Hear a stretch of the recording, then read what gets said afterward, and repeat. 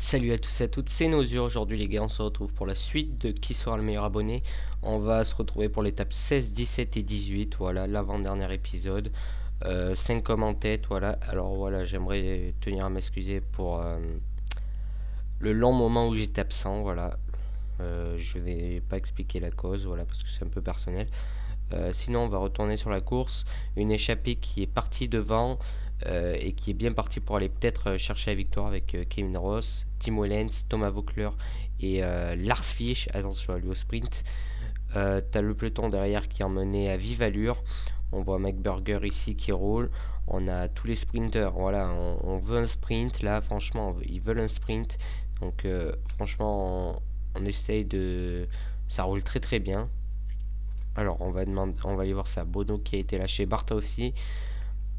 Ils sont plus que 4 devant. Est-ce qu'ils vont tenir? C'est ça, par contre, ça c'est pas très sûr. Mais Kevin Ross fait vraiment un gros boulot. Lars Fish depuis tout à l'heure se contente de suivre. Va-t-il pouvoir les attaquer? Je ne sais pas. Derrière, Barta, voilà, on voit, voilà ce peloton qui est remonté avec l'équipe Orica et Giant.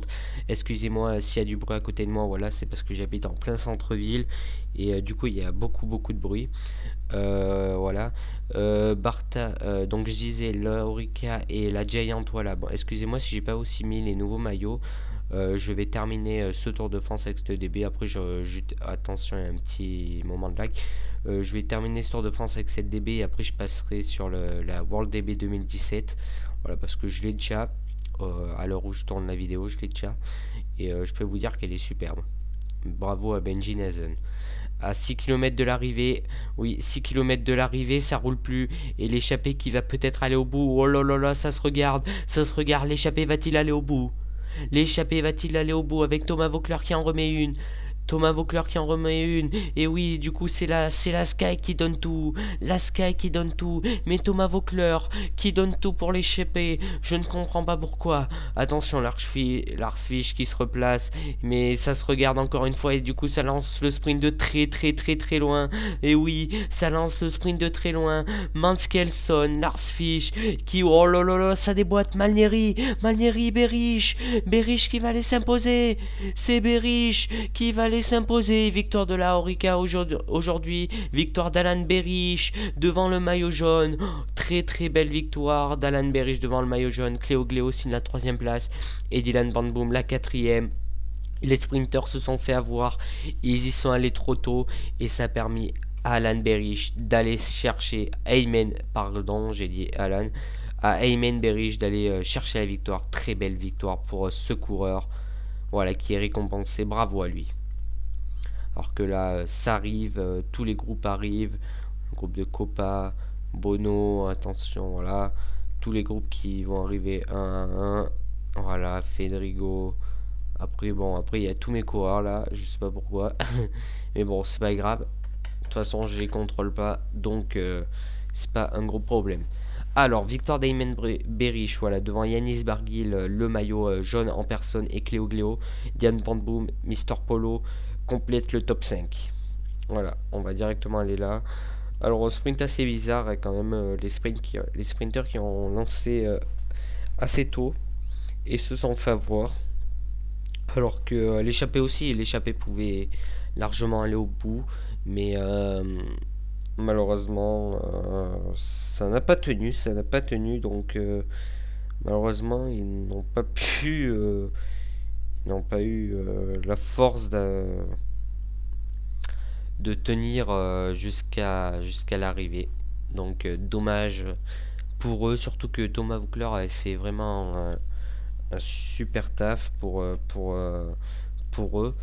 Et c'est dommage que Lars Fish et Dylan Blade, si je ne me trompe pas, non, Kevin Ross n'ait pas fait le job pour aller s'imposer sur cette étape parce que franchement, il y avait largement la place.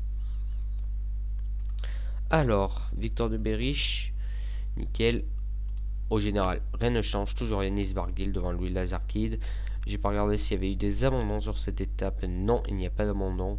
Donc voilà, ça sert à rien. Bon, je vais vous faire défiler quand même le classement de l'étape.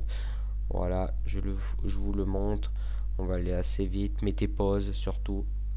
Mettez pause pour voir votre résultat. Voilà. Et donc nous, on va se retrouver pour l'étape 17, une étape de montagne.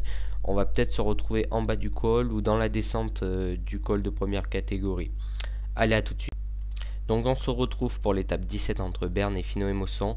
Une échappée de 2 coureurs avec Corentin Dumondin et Warren Barguil est parti en tête. Ils vont se jouer la gagne parce que le peloton est trop loin. Derrière on a André Amador. Ensuite on a Rigoberto Urán, Ugo Igolio, et ensuite on a le peloton emmené par l'équipe Tinkoff. Ça ne va pas vite du tout, donc sûrement tout va se jouer dans le col final entre le peloton. Mais après il me semble que dans cette échappée il n'y a personne qui... Ah si, Ugo Igolio quand même. Ugo Igolio qui fait peur, ouais, 11 minutes alors qu'il est à 12 minutes 37. Lui peut prendre les commandes du général, donc attention à lui. Ensuite on a Amador à 15 minutes, Dumondin et Barguil vont... Oh, il me saoule la klaxonner. On a Barguil qui a 19 minutes, donc attention aussi, mais bon, je pense pas, ils vont sûrement perdre du temps dans les 10 derniers kilomètres. C'est parti pour Finot et Mosson, la victoire va se jouer entre ces deux hommes. Corentin Dumondin va-t-il réussir à battre Warren Barguil? C'est la question du jour. Ensuite, Igolio peut-il prendre ce maillot? Ouais, Igolio va-t-il réussir à aller chercher ce maillot? Il est pas loin, franchement, il est pas loin. Et si le peloton accélère, franchement, il peut aller le chercher. Enfin, si le peloton temporise plutôt, alors que Mentiès est lâché. Mentiès est lâché. J'ai pas regardé s'il y avait des abandons, on regardera ça après. Parce que là, j'ai pas le temps de regarder. Parce qu'on a la victoire d'étape et le général qui est en train de se jouer. Allez, c'est parti. Barguil et Dumondin, ça se regarde encore. Les deux coureurs qui se jouent la victoire, qui se regardent là. On est à 7 km de l'arrivée. 7 km de l'arrivée, ça se regarde. Peut-être le retour d'Amador, s'il a bien récupéré. Parce qu'après, je pense pas qu'Igolio et Urán puissent rattraper les coureurs de devant. On a l'équipe Tinkoff qui roule derrière. Sans plus, hein, sans plus, ça roule, mais vraiment pas vite. Donc ouais, va falloir peut-être accélérer dans ce peloton parce que c'est pas ça. Mais devant, il y a le général peut-être qui peut se jouer et peut-être un nouveau leader. Donc voilà. Et si un nouveau leader à la 17e étape, et bien ça va être Tandax. Ouais, ça risque d'être serré. Ouais. Alors on va mettre une petite pause. On va regarder. À une minute juste derrière, on a Amador. Et ça se regarde. Ensuite on a Ugo Igolio qui a attaqué. Ugo Igolio qui a lâché Rigoberto Urán. Attention, attention, il a lâché.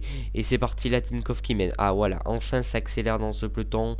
Et c'est maintenant que tout va se jouer là en fait. C'est maintenant. Maintenant la bataille va être rude, j'espère. On a Cléber Van Boom ici, on a Mathis Sagan, on a Alex Gaming, on a Thomas Martino. Tout le monde est là, tout le monde est là. Et c'est emmené par la Tinkoff et la Astana. Urán est là, Igolio est là, Amador qui en peut plus. Warren Barguil, Corentin Dumondin. Ouh là là, on arrive et attaque de Pavel Ambrozic. Attaque de Pavel Ambrozic, le meilleur jeune qui attaque, troisième du général, suivi par Cléo Gléo et par Yanis non, oui, si c'est bien Yanis Pavic. C'est bien Yanis Pavic et c'est Yanis Barguil qui attaque aussi. Le leader en personne qui va y aller. Alors que Yanis Pavic est parti tout seul devant. Hein. Yanis Pavic est parti tout seul devant et du coup ça va faire de nombreux dégâts je pense dans ce peloton. Beaucoup de personnes vont craquer en la personne de Jules Poitou. Jules Poitou qui fait les frais. Hein. Il en fait les frais Jules. Rigoberto Urán qui se fera rattraper par le peloton. Et toujours les deux coureurs là qui se regardent. Barguil et Dumondin pour la victoire. Donc rien n'est fait. Amador lui est en défaillance. Et Igolio qui est revenu sur lui. Mais Igolio n'ira pas chercher le général malheureusement. Urán qui est là. Et on a Yanis Pavic qui est parti tout seul. Ambrozic derrière qui roule. Ça s'arrête de rouler. Est-ce qu'il peut prendre le général? Oui, il peut prendre le général. Yanis Pavic. Non, non, il est trop loin. Il est trop loin, il a 3 minutes. Malheureusement, ça va être chaud. Mais bon, il peut rentrer dans le top 10. On va regarder à l'avant la victoire. Barguil ou Dumondin. Sur le papier, Sur le papier, Corentin Dumoulin est quand même plus rapide. Donc Corentin Dumoulin ne devrait pas avoir de mal à battre Yanis Warren Barguil. Attention, on a 600 mètres de l'arrivée, personne n'a lancé. Personne n'a lancé. Qui va aller s'imposer? Ouh là là là, un final, mais que se passe-t-il? On attaque à 300 mètres et c'est Corentin Dumoulin. Voilà, grâce à son accélération qui gagne devant Warren Barguil. Victoire aujourd'hui du français Corentin Dumoulin pour la ETX. Ils ne prendront pas les rênes du général. On va aller regarder ça. Boucher qui arrive. Boucher, et oui, Pavic qui en peut plus, et c'est Ambrosic qui va aller chercher du temps, Ambrosic qui a envie d'aller chercher du temps, et Barguil qui est en train de suivre. Attention, Barguil en défaillance, et c'est Lazerkid le deuxième aussi. Non, non, malheureusement ils vont pas reprendre du temps et ils vont être comptabilisés dans le même temps. McBurger qui en... Ouais, ils sont tous en défaillance. Mais voilà, ils vont finir dans le même groupe, eux là. Ils vont tous finir dans le même groupe. Le groupe de 9 coureurs. Et la troisième place pour le podium, ça sera pour Pavel Ambrosic. Je pense. Attention, on va aller voir ça. Et oui, ça sera Pavel Ambrosic devant Louis Lazerkid, André Amador, Yanis Pavic. Yanis Barguil, Yanis Pavic, Alexis Villain, Benjamin Boucher, Cléo Gléo. Voilà. Grosse étape avec une arrivée assez bizarre lancée dans les 300 derniers mètres. Voilà, ça a été vraiment le meilleur au sprint. Et sans problème, Corentin Dumoulin la comment dire, elle a fumé, hein, voilà, on peut dire ça comme ça, il a fumé, hein. il lui a il a bien niqué, on peut dire. Alors, va falloir qu'il se dépêche un peu. Jonas Alstren, il arrivera dans les délais. Voilà. Par contre, je ne sais pas s'il y a des abandons ou pas parce que j'ai pas vérifié. Donc voilà. Alors, victoire de Corentin Dumoulin devant Warren Barguil, Ambrosic, Lazerkid, Amador, Barguil, Pavic, William Boucher, Cléo Gléo. Alors, on va compléter le top 20 avec Igolio, McBurger, Kleber Van Boom, Machka, Martino, Duval, Provenchère, Guillouet, voilà, ça doit être ça, Guillouet, Perron et Griezmann. Donc voilà pour cette étape. On attend encore qu'Alstrand arrive avant de passer au classement. Car niveau général, rien ne bouge, je pense. Car ouais, je pense que Rennes va bouger au niveau du général. Ouais, je pense que les trois premiers, parce que on a vu, ils ont terminé ensemble les trois premiers, donc je pense ils ont été comptabilisés dans le même temps. Donc pour eux trois, ça va être normal. Mais par contre, il risque d'y avoir du changement pour les autres, parce que on en a vu qui ont perdu quand même du temps, et du coup, peut-être quelques-uns vont sortir du top 10. Donc voilà. Je pense que pour l'étape 18, ouais, parce qu'après on va passer à l'étape 18, ce sera de la montagne également. Alors voilà, ce sera de la montagne également, donc alors on va aller directement en général. Ouais, toujours Yanis Barguil avec 40 secondes d'avance sur Ambrosic et 41 sur Lazerkid. Un Tour de France vraiment serré. Donc voilà, on va aller sur étape. Ah voilà, je vais vous passer le classement. Voilà, regardez si votre cours a perdu du temps ou pas. N'hésitez pas à faire pause surtout, parce que voilà, il n'y a pas eu d'hors délai, mais peut-être un abandon, je ne sais pas du tout. Non, il n'y a pas eu d'abandon encore. Tant mieux pour vous, tant mieux pour vous. Ben voilà, l'étape 18, c'est le contre-la-montre. Et ben on va tout de suite se retrouver pour les 10 derniers coureurs de ce contre-la-montre. Allez, à tout de suite. On se retrouve pour le contre-la-montre de l'étape 18 entre Salanches et Megève. On va partir avec les 10 derniers coureurs. Alors Kleber Van Boom pour la Lotto Jumbo, 10e au général. Ensuite on aura Benjamin Boucher, voilà, 9e du général, 3 minutes 47. C'est long, mais voilà, il faut réaliser un très bon chrono. Il y aura peut-être des changements au général, et sûrement même. On aura Yanis Pavic, le 8e du général. Jarlinson Maeshka, voilà, le leader de la Katusha est la 7e du général. Attention à lui. Alexis Villain, 2 minutes 4 de retard. Va-t-il laisser peut-être pour lui, son but, ça sera de rentrer dans le top 5. On a Ronald McBurger, 5ème du général. Lui aussi, ils ont tous des buts, je pense. Le but ultime pour eux, c'est de rentrer dans le top 3. Pour Ronald McBurger et pour Cléo Gléo, je pense surtout. Eux, c'est de rentrer dans le top 3. Et après, on a les coureurs comme voilà, le troisième, Louis Lazarkid, qui va partir, qui a 41 secondes. C'est parti. Et on a Pavel Ambrosic à 40 secondes. Eux, leur but, c'est de prendre le leadership. Voilà. Pour eux, c'est prendre le leadership au premier, qui est Yanis Barguil, voilà, qui va s'élancer maintenant. À noter que le premier, pour l'instant, de ce contre-la-montre est Mathis Sagan. Voilà, c'est Mathis Sagan. On va aller au pointage intermédiaire avec Yanis Pavic qui va arriver. On va regarder ça. Deuxième temps pour Yanis Pavic. Voilà, 10 secondes, on le voit. Yanis Pavic très très bien. Attention à lui. On aura Jarlinson Machka 8ème à 20 secondes. Attention, peut-être une... ouais, attention, et peut-être qu'il va faire un meilleur truc, on verra. Alexis Vuillin, 10ème 21 secondes aussi. C'est pas tout à fait ça. Alors que Ronald McBurger, lui, par contre, fait un beau truc, deuxième 3 secondes. C'est très très bien ce que nous fait Ronald McBurger, par contre. Nickel ce qu'il nous fait. On a Cléo Gléo qui a l'air pas mal, voilà, troisième 5 secondes, c'est nickel aussi.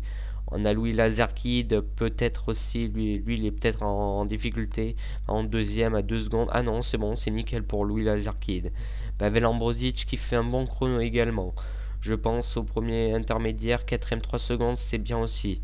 Et on a Yanis Barguil qui se base sur son vélo, voilà, et qui va signer le 5ème temps. Attention, on va aller au 3.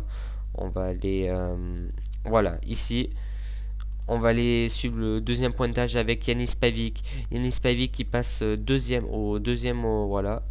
Deuxième pointage pour Yanis Pavic. On aura Jarlinson Machka qui va faire 9ème. Voilà, 9ème pour Jarlinson Machka. Alexis Villien. Ou alors non, on va plutôt aller à l'arrivée, voilà. À l'arrivée, plutôt Mario Gonzalez qui va arriver. Mario Gonzalez, le 11ème du général, qui va signer le 6ème temps à l'arrivée. Voilà, alors Mister Polo est pour l'instant le vainqueur virtuel du contre-la-montre. Kleber Van Boom va-t-il reprendre du temps? Kleber Van Boom qui finit 6ème à 47 secondes, c'est un beau chrono quand même. Benjamin Boucher, lui par contre va faire un beau chrono, je pense, oui, 3ème à 28 secondes, c'est pas mal pour lui. Attention à Yanis Pavic qui arrive très vite derrière. Yanis Pavic 3ème à 25 secondes, c'est un beau truc, alors que Jarlinson Machka, lui par contre, n'est pas du tout bien. Lui, il est très loin, je pense. Jarlinson Machka qui va finir assez loin, je pense. Jarlinson Machka, 9ème à 50 secondes, c'est loin. Alexis Villien, ça sera également loin, je pense. Alexis Villien, ouais, 50 secondes de perdu, c'est loin. Alors que Ronald McBurger, attention à Ronald McBurger, oh, j'arrive jamais à le dire. Ronald McBurger signe le deuxième temps à 8 secondes. Et c'est un très très beau chrono pour lui qui va peut-être reprendre pas mal de place. Cléo Gléo, lui, va essayer de prendre des places aussi, 3ème à 12 secondes. C'est bien aussi pour Cléo Gléo. Lazarkid qui va arriver. Lazarkid pour un deuxième temps à 5 secondes. Oh là là là là, il échoue pour 5 secondes, Louis Lazarkid. Pavel Ambrosic qui arrive, lui va finir également 4ème à 9 secondes. Et Yanis Barguil ne gagnera pas. Et du coup, la victoire de ce contre-la-montre sera pour Mister Polo. Voilà, Yanis Barguil qui signe le 5ème temps à 10 secondes. Victoire de Mister Polo sur ce contre-la-montre. Yanis Barguil conforte sa tunique. On va pas mettre les podiums. Les podiums, je les mettrai qu'aux Champs-Élysées. On va directement aller au général. Voilà, Mister Polo qui gagne ce contre-la-montre. Voilà, bravo à lui. Il a été le meilleur. Devant Louis Lazarkid et Ronald McBurger. Voilà, bravo à eux. Pavel Ambrosic, Yanis Barguil, Cléo Gléo. Voilà. Et Yanis Pavic qui est là. Voilà. Oui, ah oui, bon, je vais vous montrer le classement. Faites pause avant qu'on aille voir le classement général. Et oui, parce que la semaine prochaine, il y aura le dernier épisode, ouais. Le dernier épisode avec beaucoup Beaucoup vont l'attendre cet épisode. Et oui, Yanis Barguil toujours devant. Mais attention parce que ça se resserre. 36 secondes. C'est passé de 41 à 36. Ça se resserre. Attention parce que là, l'étape 19 et l'étape 20 vont être deux étapes mortelles, je pense. Ronald McBurger qui est quatrième, là, c'est pas mal. Et on a Kleber Van Boom qui est sorti du top 10. Donc voilà. Classement du sprint, toujours Cléofiche. La montagne, c'est Louis Mentiès. Meilleur jeune Yanis Barguil. Et meilleure équipe, Géant Alpecin. Voilà. Donc voilà, c'est tout pour cet épisode. Nous, on va se retrouver la semaine prochaine, les gars. Pour la Hard Mountain, on va dire ça comme ça. Parce que là, franchement, ça va être les deux étapes reines. On aura l'étape avec l'arrivée à Saint-Gervais-Mont-Blanc. Voilà, ça va être obligé pour Louis Lazarkid et pour Pavel Ambrosic. S'ils veulent aller s'imposer, ils seront obligés d'attaquer Yanis Barguil sur cette étape. Je me souviens jamais si c'est Yanis Barguil ou Yanis Pavic. Attends, je vais regarder ça vite fait. Parce que je me trompe à chaque fois. C'est Yanis Barguil, voilà. C'est Yanis Barguil. Donc voilà, comme je vous ai dit, on aura cette étape 19 avec l'arrivée à Saint-Gervais-Mont-Blanc. Mais attention, parce qu'il n'y aura pas que ça. Il y aura une étape 20 avec le col de la Colombière. Voilà. Le col de la Colombière, il me semble c'est le col de première catégorie, c'est bien ça. Ouais, donc il y aura Grand Bornand, le col de la Colombière, le col de la Ramaz, et avec le dernier col, le col de la Jouplane, avec une arrivée ensuite à Morzeline. J'espère franchement qu'il y aura beaucoup de dégâts dans cette montée et que ça va attaquer, parce que sinon si ça fait comme les étapes précédentes, Yanis Barguil va aller s'imposer mais facilement. Donc voilà, on aura ces deux étapes et on aura la dernière étape de sprint. Voilà, pour voir le sacré sprinter, peut-être Cléofiche gagner encore une fois, ça serait beau pour lui. Donc voilà les gars, c'était tout pour cet épisode. Ben, on se retrouve la semaine prochaine pour le dernier épisode de cette saison 2. Allez, c'était Nosure, bye bye.